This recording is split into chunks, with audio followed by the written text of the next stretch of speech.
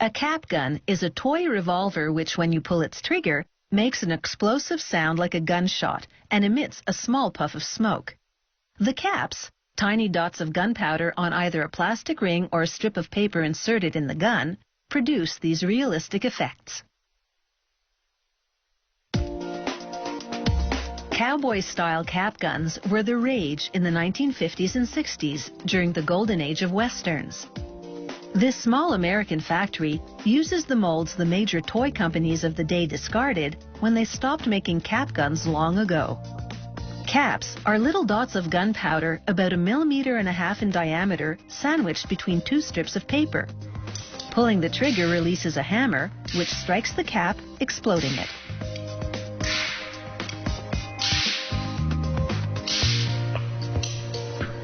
This injection molding machine makes the grips, the faces of the gun handle. It shoots hot liquid plastic into 10 grip molds simultaneously. The plastic cools and solidifies in just seconds.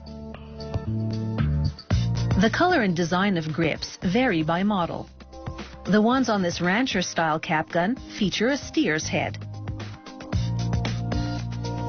The rest of the gun is made of cast zinc. Workers load a zinc bar into a smelting pot heated to about 400 degrees Celsius. The bar melts within a couple of minutes. The molten zinc travels through heated pipes to a plunger, which injects the zinc into a gun parts mold. The zinc takes just 10 seconds to cool and harden. Then it's just a matter of separating the parts. The gun's main body, which contains the right side of the barrel, the loading gate, which covers the cap box, the cylinder, the left side of the barrel, and toy bullets, which load into the cartridge but don't shoot out of the gun. The trigger and hammer are cast in a separate mold. Every piece has flashing, excess metal that forms in the gap between the two halves of the mold. After removing as much as they can with pliers, workers file down the rest. Some flashing is quite thick, so they use a sander to remove it.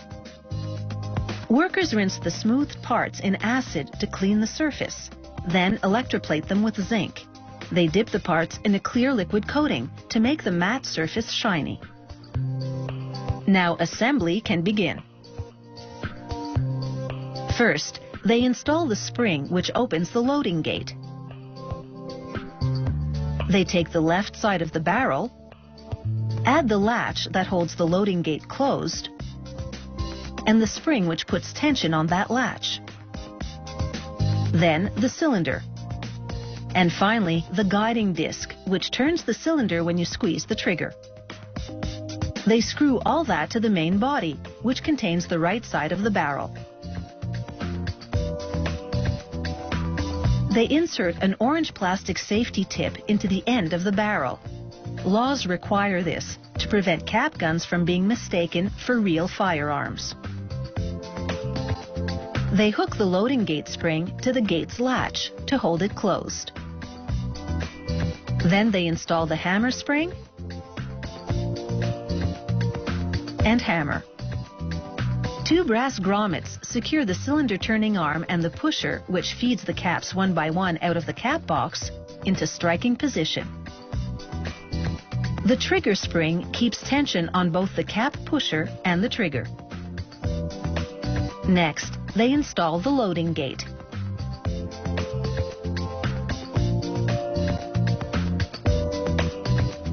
After hooking up additional springs, workers attach the top part of the hammer spring to the holding pin on the hammer.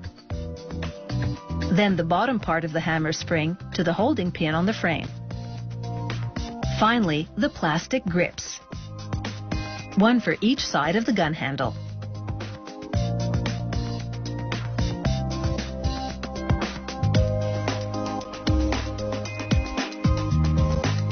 Being cast from vintage molds, these cap guns feature intricate scrollwork, a degree of craftsmanship rarely seen in toys nowadays. Something perhaps better appreciated by the parents of the Wild West cowboys than by the pint-sized gunslingers themselves.